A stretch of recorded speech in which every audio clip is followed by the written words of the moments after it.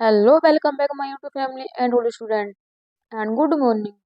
कैसे हैं आप सभी? आई होप सभी बहुत अच्छे से होंगे और सभी बहुत अच्छे से अपनी तैयारी भी कर रहे होंगे। तो स्टूडेंट, स्वागत है आपका आपके प्यारे प्लेटफॉर्म, प्यारे यूट्यूब चैनल अभिलाषा ब्लॉग्स 108 में। स्टूडेंट, आज है संडे, तो हम संडे स्पेशल में, जैसे कि आप सभी को पता होगा, कि हम पूरे सप्ताह का क्वेश्चन करते हैं करंट अफेयर का, जो भी हमारे एग्जाम के लिए होते हैं अति महत्वपूर्ण सवाल, जिसमें हम शामिल करते हैं टॉप 20 करंट अफेयर क्वेश्चन, जो हमारे क्विज टाइप होते हैं, क्वेश्चन और आंसर।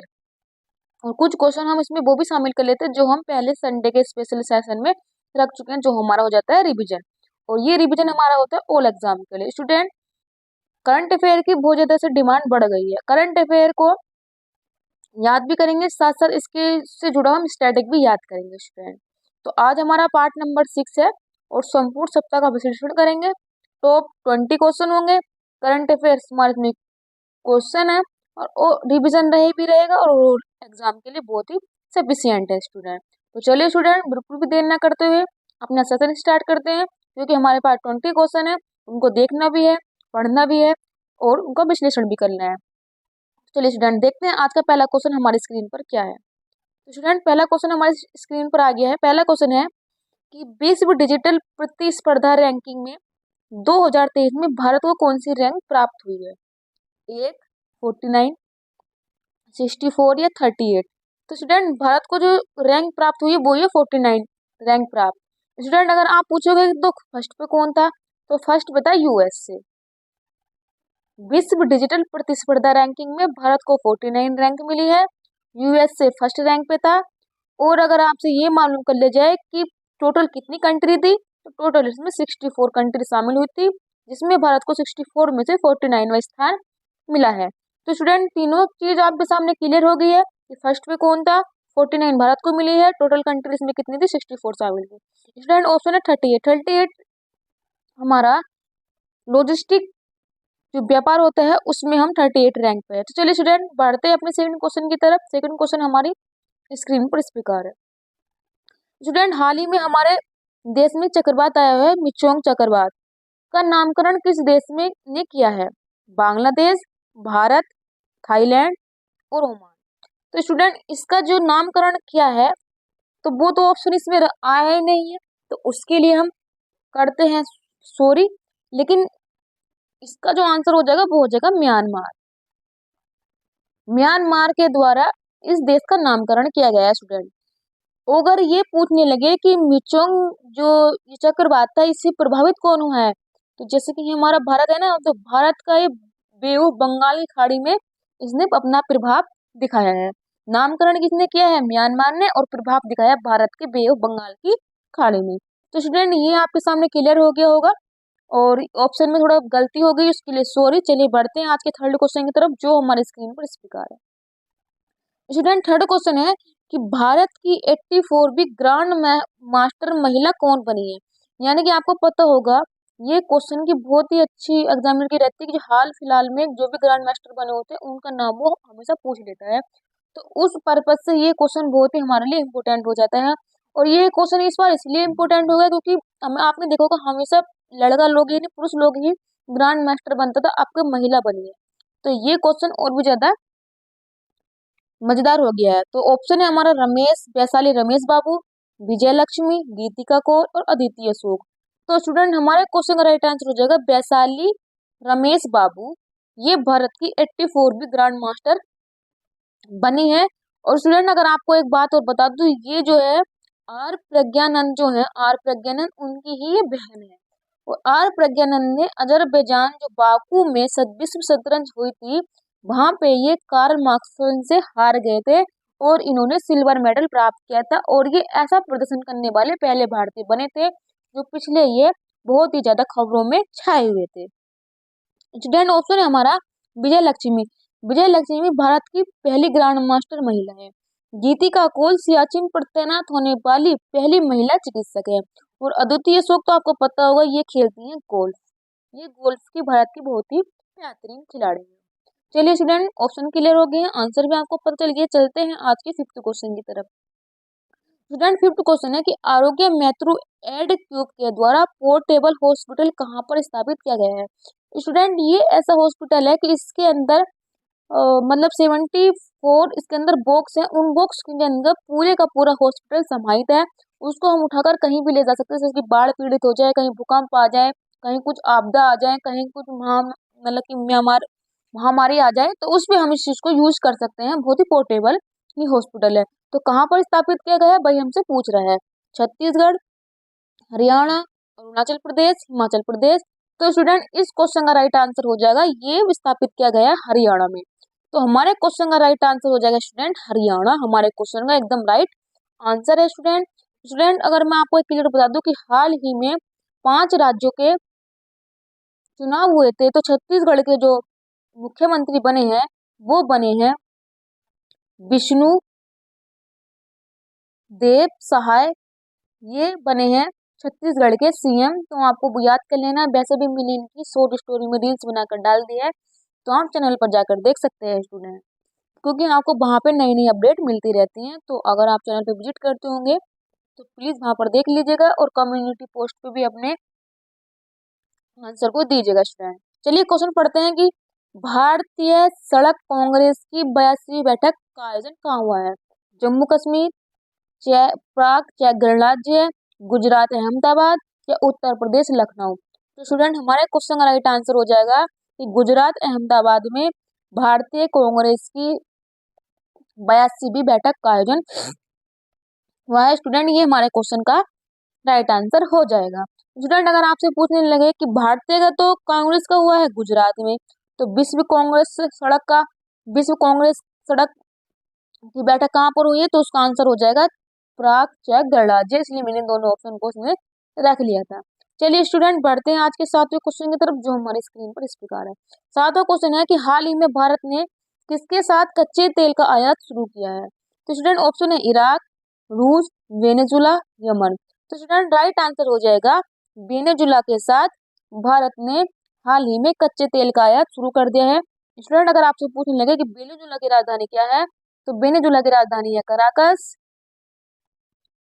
और स्टूडेंट, यहाँ पर ही विश्व का सबसे ऊंचा जलप्रपात, वो आपको पता होगा, एंजिल जलप्रपात, वो कहाँ पर है? वो भी वेनेजुला में है, जिसकी लंबाई 7979 मीटर है स्टूडेंट। ये आप अच्छे से याद करके रखेंगे, और ये कैरोनी नदी पर स्थित है। चलिए स्टूडेंट, बढ़ते हैं आज के 8वें क्वेश्चन की तरफ, जो हमारी स्क्रीन पर इस प्रकार है। स्टूडेंट, जब से हमारे विश्व में देखा जाए प्रकोप आया है कोविड-19 का, उसके बाद रेस्पिरेटरी सिस्टम से बहुत ज्यादा से रोग अपने आप से उत्पन्न हो रहे हैं।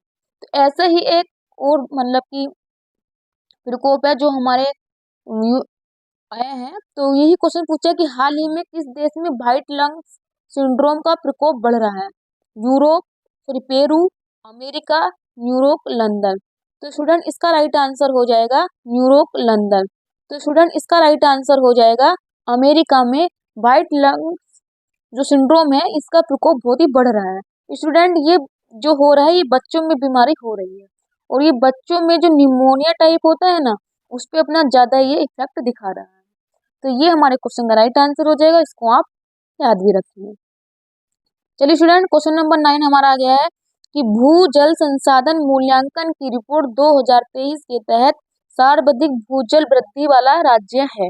वेस्ट बंगाल, असम, पंजाब, हरियाणा। तो स्टूडेंट, हमारे क्वेश्चन का राइट आंसर हो जाएगा वेस्ट बंगाल। स्टूडेंट, पिछले दिनों में पंचायती राज मंत्रालय ने कहाँ पर सबसे ज्यादा की पानी के स्रोत हैं, जल के स्रोत है, तो उसमें भी वेस्ट बंगाल सबसे ऊपर था। तो हमारे क्वेश्चन का राइट आंसर हो जाएगा वेस्ट बंगाल। स्टूडेंट, अगर आपसे पूछने लगे वेस्ट बंगाल नंबर 1 पर है, 2 पर क्या हो जाएगा? असम। अगर अति शोषित जल पे आ जाएगा कि जल का कौन ज्यादा से ज्यादा मतलब खूब अपने खेतों की भराई करते हैं, खूब ज्यादा से भराई करते हैं, तो उसमें नंबर 1 हो जाएगा पंजाब, और नंबर 2 पे हो जाएगा हरियाणा। तो स्टूडेंट, चारों क्वेश्चन आपके सामने क्लियर हो गए होंगे, क्वेश्चन ही बहुत अच्छे से समझ में आ गया होगा।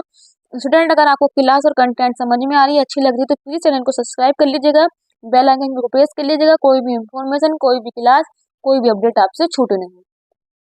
तो चलिए स्टूडेंट, क्वेश्चन है कल हमारा कि फिट एक्सपो इंडिया का आयोजन हुआ है। फिट एक्सपो इंडिया का आयोजन हुआ है, ये हमसे क्वेश्चन पूछ रहा है। स्टूडेंट, ऑप्शन है कोलकाता, मुंबई, मिजोरम केरल। तो स्टूडेंट हमारे क्वेश्चन का राइट आंसर हो जाएगा, ये हुआ है कोलकाता में फिट इंडिया एक्सपो का आयोजन हुआ है कोलकाता में। और ये क्वेश्चन होते हैं छुपे रुस्तम, जो हमारे एग्जाम में आ जाते हैं। और उसके बाद जैसे हम देखते हैं, जैसे गान आंधी में गधा देखता है ना कि किधर को भागो, तो ऐसे ही हम देखते हैं। तो इस वजह से इस क्वेश्चन को याद कर लेना, ये छुपा हुआ क्वेश्चन था। अगर आपसे पूछ ले कि फिनटेक इंडिया का आयोजन कहाँ पर हुआ था, तो वो हुआ था मुंबई महाराष्ट्र में। चलिए स्टूडेंट बढ़ते हैं आज के नेक्स्ट क्वेश्चन की तरफ। क्वेश्चन हमारे सामने आ गया है कि भारतीय जनता पार्टी के द्वारा कितने राज्यों में पूर्ण बहुमत हासिल हुआ है। स्टूडेंट जैसे कि आपको पता होगा कि 5 राज्यों में चुनाव हुए थे। मध्य प्रदेश, यहाँ पे मध्य प्रदेश लिख दिया हमने, छत्तीसगढ़, तेलंगाना। तो स्टूडेंट यहाँ पे मध्य प्रदेश की जगह आप लिख सकते हैं क्या, मध्य प्रदेश में भी भाजपा वालों की सरकार आई है, छत्तीसगढ़ में भी भाजपा वालों की सरकार आई है, यहाँ आप लिखेंगे राजस्थान। राजस्थान में भी इस बार भाजपा वालों की सरकार आई है। तो पूर्ण बहुमत इन तीनों में ही आया है, लेकिन तेलंगाना में कांग्रेस ने अपना वर्चस्व साबित किया है। तो ये हमारे क्वेश्चन का राइट आंसर हो जाएगा स्टूडेंट। अगला क्वेश्चन है स्टूडेंट हमारे सामने 12वें नंबर का कि इंडिया इनसेट फोरम गवर्नेंस फोरम 2023 का आयोजन कहाँ पर हुआ है। ऑप्शन है हमारे पास न्यू दिल्ली, त्रिपुरा, बेंगलोर, हैदराबाद। तो इंडिया इनसेट फोरम गवर्नेंस 2023 की बैठक कहाँ पर हुई है, तो वो हुई है न्यू दिल्ली में। तो स्टूडेंट ये क्वेश्चन भी हमारे लिए बहुत इंपॉर्टेंट है। आगे चलते हैं स्टूडेंट, क्वेश्चन हमारे स्क्रीन पर आ गया है। क्वेश्चन थोड़ा बड़ा था, इसी वजह से पहले क्वेश्चन पढ़ेंगे, आफ्टर दैट हम पढ़ेंगे अपने ऑप्शन। क्वेश्चन है कि ग्राम मानचित्र सूचना प्रणाली एप्लीकेशन का संबंध किस संस्थान द्वारा संचालित किया गया है। ग्राम मानचित्र सूचना प्रणाली एप्लीकेशन का संबंध किस संस्थान द्वारा संचालित किया गया है। चलिए स्टूडेंट अब जो ऑप्शन पढ़ लेते हैं।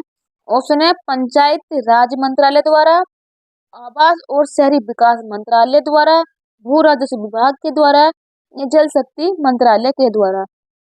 तो स्टूडेंट हमारे क्वेश्चन का राइट आंसर हो जाएगा पंचायती राज मंत्रालय के द्वारा ही ये एप्लीकेशन को स्टार्ट किया गया है। चलिए स्टूडेंट बढ़ते हैं नेक्स्ट क्वेश्चन की तरफ, जो हमारे स्क्रीन पर इस प्रकार है। क्वेश्चन नंबर 14 हमारे की स्क्रीन पर है कि दुनिया का सबसे बड़ा प्रायोगिक JT60SA परमाणु फ्यूजन रिएक्टर किसने बनाया है। ये विश्व का सबसे बड़ा परमाणु फ्यूजन रिएक्टर है और किसके द्वारा बनाया गया है। जापान, चीन, रूस, फ्रांस। तो हमारे क्वेश्चन का राइट आंसर हो जाएगा जापान। स्टूडेंट ये ऐसा परमाणु फ्यूजन है, ये 6 मंजिला बनाया गया है। और स्टूडेंट इसकी एक खास बात है कि इसमें बहुत ज्यादा से ऊर्जा निकलती है। तो ऊर्जा निकलती है तो उसके लिए हम टोकोमैक, ये जो मशीन का है, इसमें इस्तेमाल किया जाता है। तो आप ये भी याद रखेंगे। चलिए स्टूडेंट बढ़ते हैं आज के 15 क्वेश्चन की तरफ। क्वेश्चन है कि तालिबान संचालित अफगान सरकार को औपचारिक मान्यता देने वाला प्रथम देश कौन सा है। स्टूडेंट जैसे कि आपको पता होगा कि अफगानिस्तान में तालिबान सरकार का वर्चस्व है, उन्होंने अफगानिस्तान को अपने अंडर में ले रखा है। तो उसी को औपचारिक मान्यता देने वाला पहला देश कौन सा बन गया है। चीन, बांग्लादेश, पाकिस्तान, उज्बेकिस्तान। तो स्टूडेंट हमारे क्वेश्चन का राइट आंसर हो जाएगा ऑप्शन नंबर 1 चीन। ये हमारे क्वेश्चन का राइट आंसर है। चलिए बढ़ते हैं अगले क्वेश्चन की तरफ। अगला क्वेश्चन है कि तेलंगाना के नए मुख्यमंत्री कौन बने हैं। तो ऑप्शन नंबर 1 है विष्णु देव साय, रेवंत रेड्डी, भूपेश बघेल या कृष्णमूर्ति। तो स्टूडेंट हमारे क्वेश्चन का राइट आंसर हो जाएगा रेवंत रेड्डी, जो कांग्रेस की तरफ से बने हैं। ये तेलंगाना के बने हैं CM। और स्टूडेंट ऑप्शन नंबर 1 में देख रहे होंगे विष्णु देव साय, ये बने हैं छत्तीसगढ़ के CM बने हैं। तो स्टूडेंट दोनों चीज को आप अच्छे से याद रखेंगे और यहाँ हमारे आने वाले आगामी एग्जामों में क्वेश्चन जरूर आएगा। चलिए स्टूडेंट क्वेश्चन थोड़ा बड़ा है, पहले क्वेश्चन पढ़ेंगे उसके बाद हम ऑप्शन पढ़ेंगे। क्वेश्चन है यूनेस्को ने वर्ष 2023 में भारत के किस नृत्य को अमूर्त विश्व सांस्कृतिक विरासत के रूप में घोषित किया है। स्टूडेंट अमूर्त विश्व शांति धरोहर का मतलब होता है कि जिसको हम छू ना सकते, मतलब उसको स्पर्श कर सकते हैं, महसूस कर सकते हैं। तो वो डांस कौन सा था, विदेशिया था, तमाशा था, गरबा था या नागिन था। तो स्टूडेंट ये क्वेश्चन का राइट आंसर हो जाएगा गरबा। और ये किया जाता है हमारे गुजरात में, और गुजरात में भी किया जाता है नवरात्रि होती है तो उसके उपलक्ष्य में ये किया जाता है। और ये अमूर्त धरोहर देखे जाए ये 15वें नंबर की थी। अगर आपसे पूछ ले कि 14वें नंबर की क्या थी, तो 14वें नंबर की थी दुर्गा पूजा, जो हमारे यहाँ होती है वेस्ट बंगाल में बहुत ही धूमधाम से दुर्गा पूजा का ये किया जाता है। स्टूडेंट अगर आप सुन देख लेंगे विदेशिया, विदेशिया जो लोक नृत्य होता है ये होता है बिहार में, तमाशा होता है महाराष्ट्र में, और नागिन तो हर जगह फेमस है ही है स्टूडेंट। चलिए बढ़ते हैं आज के अगले क्वेश्चन की तरफ। अगला क्वेश्चन हमारी स्क्रीन पर इस प्रकार है कि टाइम मैगजीन द्वारा time person of the year 2023 किससे बनाया गया है। तो ऑप्शन नंबर 1 है Taylor Swift, Lionel Messi, Neeraj Chopra, Elon Musk. तो स्टूडेंट हमारे क्वेश्चन का राइट आंसर हो जाएगा ऑप्शन नंबर 1 टेलर स्विफ्ट के द्वारा टाइम मैगजीन ने इसको time person of the year बनाया गया है। अगर आपसे पूछ ले कि एथलीट ऑफ द ईयर किसको बनाया गया है, तो उसका राइट आंसर हो जाएगा लियोन मेसी। और ये किसके खिलाड़ी हैं, ये है फुटबॉल के बहुत ही बेहतरीन खिलाड़ी हैं, और इनका संबंध है अर्जेंटीना से।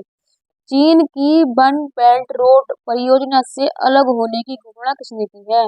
ऑप्शन है इटली, फिलीपींस, तिब्बत, नेपाल। तो स्टूडेंट हमारे क्वेश्चन का राइट आंसर हो जाएगा इटली। और इटली की जो पीएम है वो तो आजकल बहुत ही फेमस हो रही है हमारे इंडिया में, जिनका नाम है जॉर्जिया मेलोनी। और आपको पता चला होगा कि हैशटैग मेलोडी काफी फेमस हो रहा है, तो आप तो जानते होंगे कि हैशटैग मेलोडी क्या है। तो स्टूडेंट आज की हमारी श्रृंखला का लास्ट क्वेश्चन आ गया है हमारी स्क्रीन पर कि हनुक्का त्योहार का संबंध किससे है, जैन धर्म से, बौद्ध धर्म से, यहूदी धर्म से, या पारसी धर्म से। हमारे क्वेश्चन का राइट आंसर हो जाएगा कि हनुक्का त्योहार जो होता है वो यहूदी धर्म से संबंधित होता है, और इस त्योहार को ये अपना नए साल के उपलक्ष्य में बनाते हैं। और आपको पता होगा कि पूरे विश्व में एकमात्र यहूदी देश कौन सा है, वो है इजराइल। और इजराइल की आयरन डोम पद्धति ये भी आपको पता होगा बहुत ही कारगर है और बहुत ही सेफ है। तो स्टूडेंट ये हमारे हो गए हैं आज के 20 क्वेश्चन जो हम संडे क्वेश्चन करते हैं। आप ये भी बताइएगा कि आपने 20 में से कितने मार्क्स हासिल किए हैं और कितने क्वेश्चन आपको नए मिले हैं। अगर स्टूडेंट आपको क्लास और कंटेंट पसंद आई है तो आप सभी के लिए एक छोटा सा मैसेज होता है कि thank you so much all student, subscribe my YouTube channel and support my YouTube channel @Abhilasha blogs 108। Student class को बिल्कुल भी स्किप मत कीजिएगा, अच्छे से कीजिएगा क्योंकि क्वेश्चन बहुत ही इंपॉर्टेंट है, बहुत ही अच्छे हैं और आपके लिए और आपकी एग्जाम के लिए बहुत ही फुलफिल साबित होंगे। और कंटेंट और क्लास अगर पसंद आई है तो प्लीज़ चैनल को सब्सक्राइब जरूर कर लीजिएगा। और मिलते हैं अगले सेशन में। वैसे तो हम पर डे 10-20 क्वेश्चन मतलब 10-20 क्वेश्चन करते हैं अपने पर डे सेशन में, तो वो तो हमारा सेशन अलग चलता है। संडे स्पेशल में करते हैं संपूर्ण सप्ताह का विश्लेषण। तो मिलते हैं आपको अगले सेशन में, तब तक